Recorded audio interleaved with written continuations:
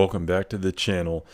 Russell T Davies of Doctor Who fame is back in the news. We're going to talk about why.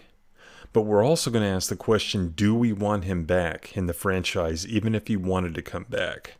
But first, let's talk a little bit about Doctor Who and my experience with it. 35 years ago, I discovered it on PBS out of the Sacramento area. It came on every Saturday night at 10 o'clock. I'd watch it. My parents would wonder, what is he watching? It looked like a really low budget, it was a low budget show with goofy looking aliens and laser blasts and stuff like that.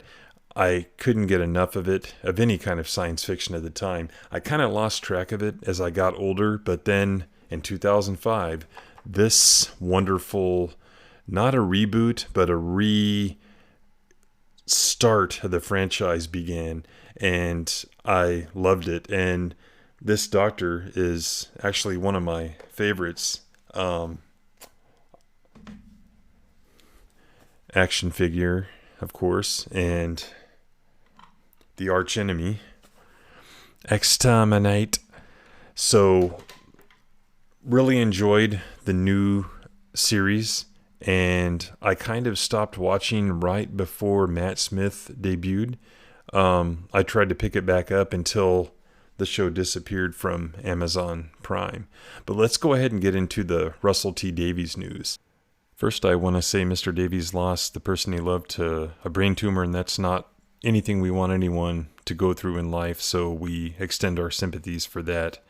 So this week, he gave an interview, and in the interview, he essentially said that Disney Plus, the streaming service, doesn't have enough homosexual representation.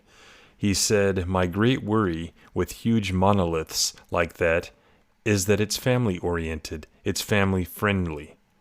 So, in his own words, is he stating that homosexual characters are not family-friendly? It's kind of an odd statement to make. I looked at a lot of different articles on the topic. I didn't see any clarifications that would explain that comment, but as with any media, it's usually misreported, and maybe there's something missing in that quotation. He went on to talk about a gay teen drama called Love, Victor. It was commissioned for Disney Plus, but then it was moved to Hulu, and he acted as if Hulu was not owned by Disney. That shit article from Guardian didn't mention it, but Digital Spy did.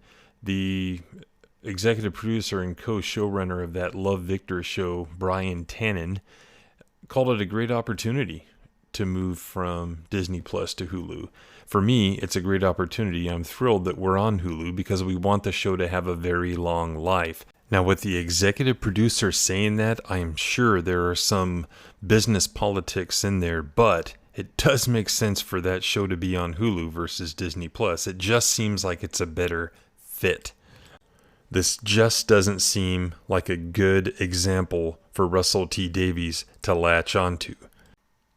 And over the last week or so, there has been a conversation around certain material appearing on certain streaming services that seems like it would be a bigger topic than this big old nothing burger. But let's move on to the question of whether or not we want Russell T Davies back in the Doctor Who franchise.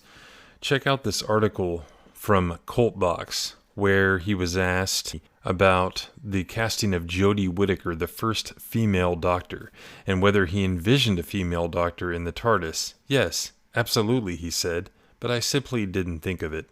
We did a very, very good job in 2005, but it was a different world back then.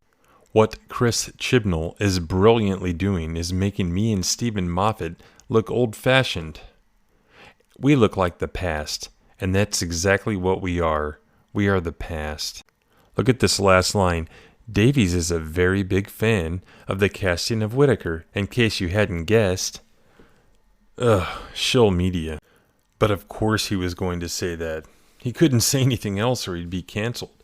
So fast forward a year later, and there's this article From the Radio Times, Russell T Davies has created new incarnations of the Doctor beyond Jodie Whittaker. So what he did here was he wrote a novelization for the episode Rose from the first season of the revived series in 2005.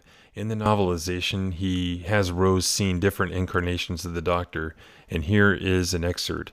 Rose saw a photo of a man with a fantastic jaw dressed in a tweed jacket and bow tie. Then Clive kept the sequence going, an older angry man in a brown caretaker's coat holding a mop.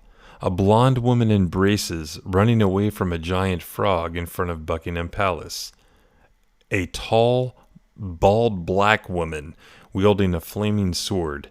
A young girl or boy in a high-tech wheelchair with what looked like a robot dog at their side. I'm sorry, but was that last example supposed to be some kind of transgender reference? Russell T Davies is essentially rewriting his own stories to retroactively wokeify them. And quite frankly, it's disgusting. But he doesn't stop there. Just this year, he revealed who he would have cast, who he wished he'd cast ahead of Jodie Whittaker as the first female incarnation of the Doctor. And who would it be? None other than Judi Dench. You don't get to remake the choices you've made in the past, Russell. And yes, we're using fucking Sun articles. Last year, Christopher Eccleston revealed in an interview that he left after one season of being on Doctor Who because Russell T Davies essentially treated the crew like shit. He said, "Because of my background, when I go onto a set, it's very important to me that everybody's treated with respect. And that's because I come from a class of people who traditionally are not treated with respect."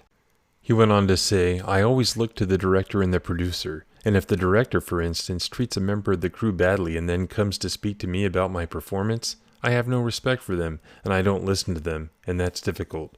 There were certain things that went on. As an actor, you're working with a crew and you get very close to that crew." So Eccleston's basically sticking up for the little man here, which I can understand. There are two sides to every story, but based on what I've seen from Russell T Davies, I can see this being true. Really weird week for Russell T Davies notwithstanding, let's go back to the original question. Do we want him back in the Doctor Who franchise? I think the answer is no. Why would we want a creator who bends the knee by going back and trying to retroactively apply woke messages to stories that had nothing wrong with them to begin with? But you can't rewrite history, not one line! There have to be plenty of writers and producers in this world that could step in and take over that franchise and bring it back to its former glory. Let's just hope it's not too late.